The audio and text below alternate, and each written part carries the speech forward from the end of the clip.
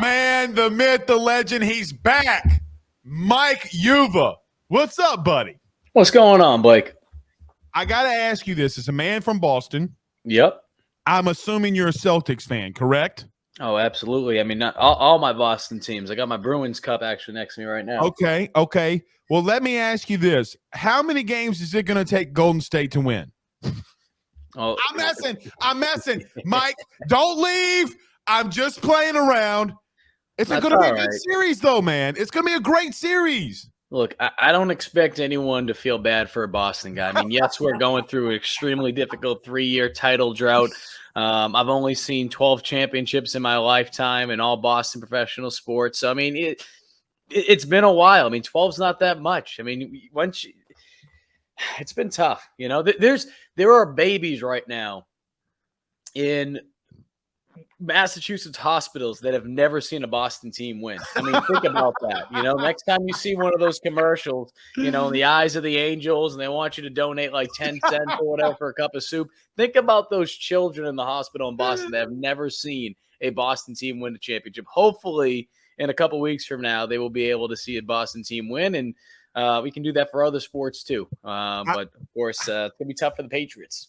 Yuva, we got baby 6 weeks old, and they've never seen a Boston team win it. I mean, it's a damn shit. What are y'all doing with yourselves? I don't know. Okay, but we're not here to talk about Boston. But no, I'm going to tell you, I threw a little coin on Boston today. Now, attaboy. I throw a little coin. I'm rooting for him. Look, Steph Curry might be a chef, but he ain't going to be one here in Louisiana this week. I'll tell you that. Mike Yuva, who covers South Carolina, as our guest. We'll let him tell you everywhere you can catch all of his content here at the end. Mike, I got to ask you, man, Jimbo Fisher, Nick Saban, SEC meetings this week. Is there anything that caught your eye? And I guess, what are you just thinking about the whole landscape of the SEC now, currently, right now? I mean, I wasn't expecting anything crazy to happen down in Destin. I mean, the best way to describe it is Greg Sankey is the parent in the front seat. And he pulled the car over and said, "All right, you two in the back, like cut it out. All right, like you're done. All right, you're not gonna be able to compete in any sporting events. No ice cream. You lost your TV privileges.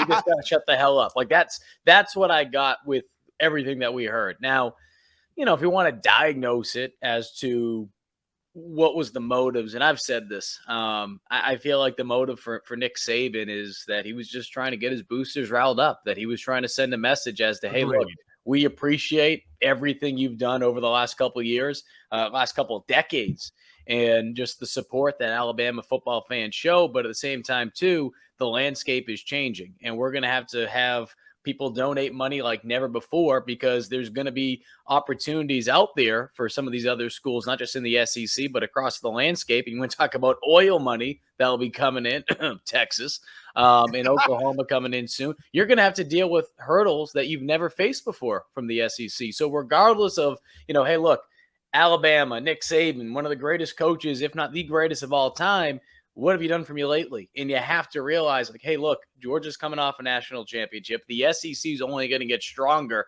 This was an opportunity for him to send a message. Of course, in hindsight, I'm sure he would have said, okay, maybe I could have said things a little bit differently. But at the same time, too, Nick Saban just is one of the most calculated coaches, maybe outside of Bill Belichick when he's in front of the camera. He knows what the hell he's saying. He knows every time he's in front, whatever he says, however he says it, it's going to set the tone for his team. And in this case, maybe not the exact way he anticipated the reception, but the message was loud and clear because we're still talking about it. So let me ask you, I mean, Shane Beamer being in his second year, I thought he pulled a rabbit out of his hat with being able to get Spencer Rattler and doing some things he did in recruiting in the transfer portal. How are things, though, for South Carolina from an NIL perspective? You know, like, how are things going there? Look, South Carolina has a very passionate fan base, right? And so how are they been able to react, and how are things going there with all this landscape changing? I think the challenging part right now is you're in a situation where you have a fan base that for a while has just been disconnected with the football team. And that's not saying everyone, but a lot of people were upset with how things played out during the Will Muschamp era. And because of that, you have to win them back. I think what Shane was able to do in year one, he certainly was able to do that to an extent. But even though it's been only 1 year, I keep saying this over and over, I still feel like we're in the honeymoon phase with USC. So you have 7 wins, you have that bowl win. That's fantastic. You're able to pick up guys like Spencer Rattler, Antoine Wells Jr., who was one of the top FCS receivers in all of college football last year from James Madison's third all time in some of these categories. He was only there for 2 seasons, only 22 games. So you were able to pick up a lot of key pieces in addition to Austin Stogner, tight end coming in from Oklahoma, and you can keep going down the list. But what happens now in year 2? What happens now? So I think we're seeing donors step up a little bit.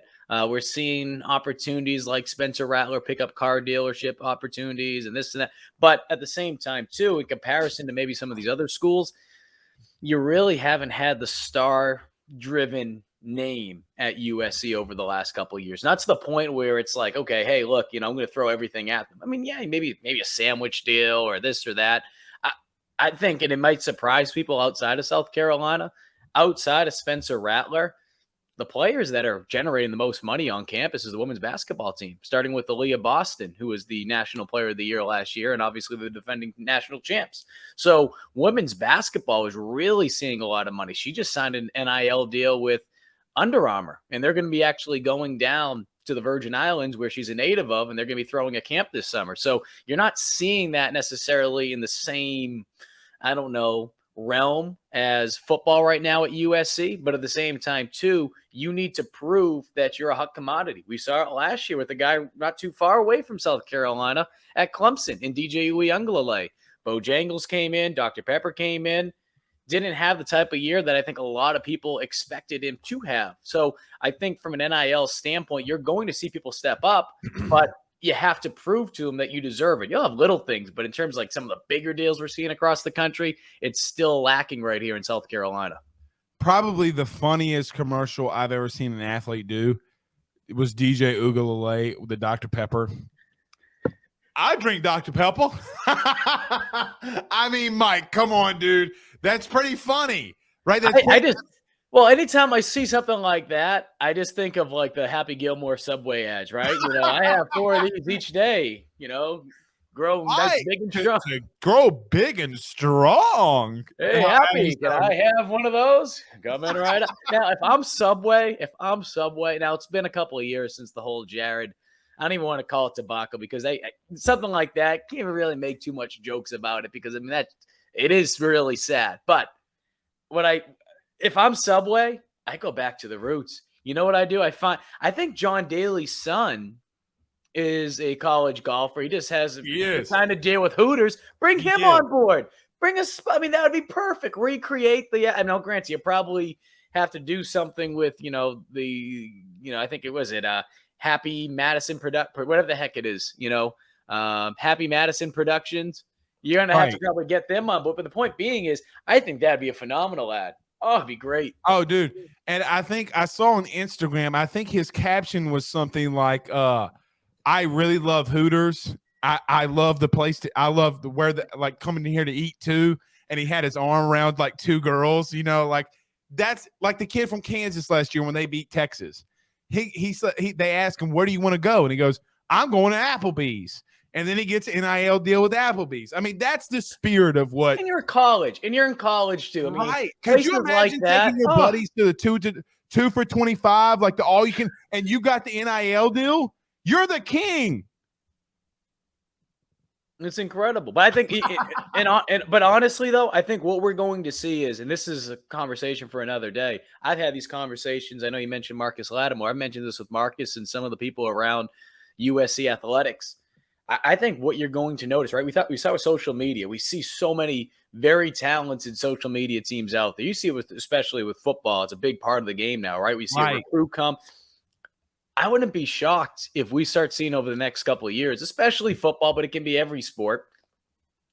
I feel like you're going to start to see teams create departments that will be around helping NIL. I mean, they have things like that, I'm sure, but not to the point where it's an exact title, right? I mean, there's titles at South Carolina, just like I'm sure there's LSU and other schools across the country, creative media services, right? I mean, you didn't have that position 5, 10, 15, whatever the case may be. These are new positions. I feel like you will start to see that. I think that'll be a smart thing, number one. But number two, it's just an easier way to be able to pitch the, hey, you want to come here? We'll make sure that the compliances are there. We'll let you make sure that everything you do, you understand things. We do something like that at Gamecock Central, where I work at. We have a separate branch. It's called the Garnet Trust. We basically play the middleman. We're the facilitators. So we've done multiple interviews with student athletes to be able to connect companies to the fans, and we're able to do an interview from it. We don't see any of the money. We don't take any money off the top of it. It goes directly to the players. There's going to be times where companies reach out and say, hey, we want to do something with Spencer Rattler. Can you throw a hat on? Can you throw a shirt on? We've done that. But we've also have guys that, like today, guy that probably no one in LSU knows, Peyton Mangrum. He walked onto the team a couple of years ago. He's a wide receiver. We get to know him a little bit more, and they're able to put a little something in their pocket. So that's one of the things we're doing in addition here in Columbia with the Garnet Trust, which is a branch of Gamecock Central. It's so beautiful you said that, and I'm going to get off this NIL. I want to talk on the field very quickly before we get you out of here. Louisiana just passed that legislation today to be able, which is going to force Mike LSU to do that. Like literally the exact thing you just said. It got passed today. Now it'll go to the governor's office. It'll get signed and all that good stuff. But you're spot on, man. And look, you're just having the thought, and it literally happened here. It happened in Texas 6 weeks ago. Okay, so I think that you're spot on some of these things. By the way, I see the Assumption College jerseys hanging up in the back. Shout out. We're working on the background. This side has nothing yet, and we made this side the other day, so we're still trying to add some things to it. So shout out to your good friend and now good friend because you introduced me, Cole Tracy. Shout out to our good friend, Mike. Let's get to this. Spencer Rattler had some issues, obviously, at Oklahoma. I don't even want to say issues, but he was a young quarterback.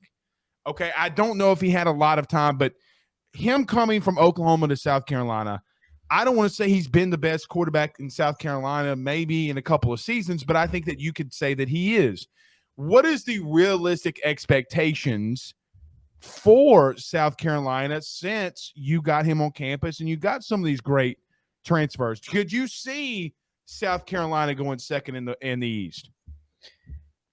I think I've been covering South Carolina since 2016. I've been covering the SEC since 2015. That was around the same time period where the wheels started to fall off for USC. Will Muschamp came in, tried to rebuild things up after Steve Spurrier decided to step down. I say all that because what I've learned in my time here is anytime USC is on the verge of being able to take that next step, it just feels like there's a big letdown. I mean, I've seen moments where it was against Kentucky, the year they went to the Outback Bowl and they beat Michigan. They had a night game. There's a lot of momentum. Deebo Samuel gets hurt, and he's done for the year. And is that the Clowney helmet knockoff game? This was in 2017. Okay. That would be this was the Outback Bowl season and the 2017-18 season, so a couple of years after Clowney. I know seems like USC plays Michigan in the Outback Bowl every 5 years. It's kind of like a part of the schedule now at this point. But I say that because there is expectations, I think, from the fan base here that are extremely high, and it should be high, absolutely.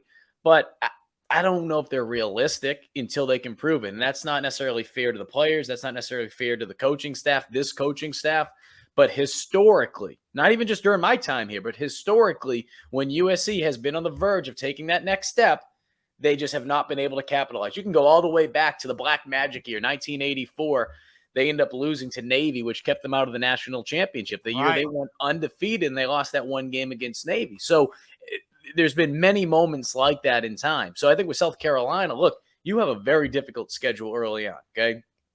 You have to play Georgia State, but after that, you have to play at Arkansas on the road week 2. Week 3, you're back here, a noon game. It's going to be friggin' like, 100-something plus degrees, feel like temperatures, and you got to play Georgia. If they start the year off 2-1, shoot. If they start the year off 2-1, but they beat Georgia, there's so many different ways to look at it.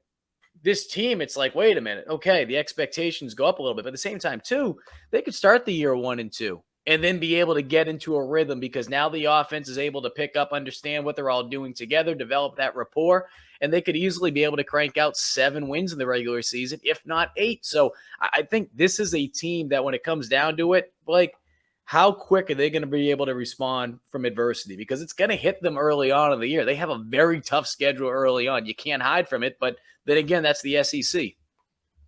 Last one for you, Mike. And look, I got to say this. I've never spent 3 hours with a man live on a show like I have done with you. And I just, I'm in awe of when you break things down because I feel like I'm a little kid and you're explaining it to me. I mean, dude, that's perfect. And I agree because, Mike, if there's we can't say South Carolina can't beat Georgia. We saw it the year before they won a national title. They have some really good players, right? They got guys on the perimeter. They got guys up front on both lines of scrimmage. Now you got to have a guy that has the quarterback at talent or talent at quarterback. Let me ask you this, though. What is the biggest strength for South Carolina and the vice versa that? What is their biggest weakness going into this season? I mean, I think the biggest strength they have is the running back room. They just have so much freaking talent. A guy that you should keep an eye on this year is going to be Marshawn Lloyd. He's coming back from an ACL injury that he tore 2 years ago. But what I remind people of, and Marcus and I have had these conversations before, but if you have lower body injuries in general, I think a lot of people just don't realize the mental toll that takes on you. So yes, physically you come back, but when you come back from one of those lower body injuries, you're just thinking so much. So every time you make a cut, you're compensating it, right? Every time, and you saw that with him. So now, I mean, he is just an absolute freaking tank to the point where he won't even eat like a Sour Patch Kid. It's ridiculous. He's like, truly like my body is a temple kind of guy. He's so locked in. He's had numerous conversations with Lattimore over the last couple of years. He's a guy that when it comes down to it is between the fact that you got Rattler out there, quarterback, on top of just a crowded running back room, how many opportunities will he get? He has to make the most out of it. Christian Beal-Smith, another running back coming in, transfer from Wake Forest. He's been looking incredible. Very good running back. And I think that's going to be another guy to keep an eye on. They got a lot of talent in that room. The last time a transfer, and very quickly because we got to get you out of here, but the last time a Wake Forest running back went somewhere was a guy by the name of Kenneth Walker that went to Michigan State and went cuckoo for Cocoa Puffs all over Michigan. So, look, but what did you say that their biggest weakness, though, was? Is there any one big weakness that you think that this team has? I think on the outside, more so with Gamecock fans, they're going to look at their offensive line as a weakness. To me, yes, they are, as a unit, because it's not always the offensive line. I mean, if you go back, offensive coordinator Marcus Satterfield said of all the sacks allowed last season, only 14 of them were because of the offensive line, but yet USC as a whole on offense, they allowed the second most in the SEC. So I think the offensive line, is it a weakness? Maybe on paper, some people will look at it that way. They returned the entire unit, though. All 5 starters are back. So it has the opportunity to be a strength. So outside of the offensive line, I would say probably just the depth in the secondary. You're losing guys that you weren't necessarily expecting to step up. Guy like Carlin Splatell that came in from Assumption, now he's with the Pittsburgh Steelers. Jalen Foster, a walk-on safety, ends up being an All-American last year. So there's going to be guys outside of Cam Smith, who's one of the top corners going into the year on paper. You're going to have to see guys step up at that position. No question about it. That's what makes you the GOAT. Like, you're the Tom Brady. Wait, you're a Boston guy. If I say you're the Tom Brady of something, do you get – No, I'm trying to find something real quick for you because I think this will be cool. Keep talking. I'll see if I can. Okay. We got Jamie Arrington is supposed to be on now. Jamie, here it is. So I found Jamie, we love you. Give us 2 minutes. What you got here for me? So I'm cleaning up so much stuff in my office. My office is a dump right now, okay? Because I just moved in. Look at this thing I found. This is a 2017 Assumption football schedule with a young Deontay Harris. So I know there's a lot of Saints fans. I wonder how much this thing would go if we get Deontay to sign it. I'll have to hit him up. Look at that thing. You got to do a brother a favor. You got to We got it. I'm flying you to the boot, goddammit. You're coming down to the boot. I'm boiling crawfish. You don't have you do not have. We're getting you down here, brother. I need to go. I mean, Cole's been telling me so much, like, hey, look, and then I've had teammates that have gone down there. I've had buddies down there. They're like, LSU is just unlike anything else. So, and then Beer's on me. Brian Kelly. Brian me. Kelly's another guy I got to go down and see. I got to support BK. I forgot about that. You're best friends with Brian Kelly. Let's do it. Like number 3 on your MySpace? And I love the song Next. So let's do it. I'm ready to go. All right. Mike Yuva, who covers South Carolina.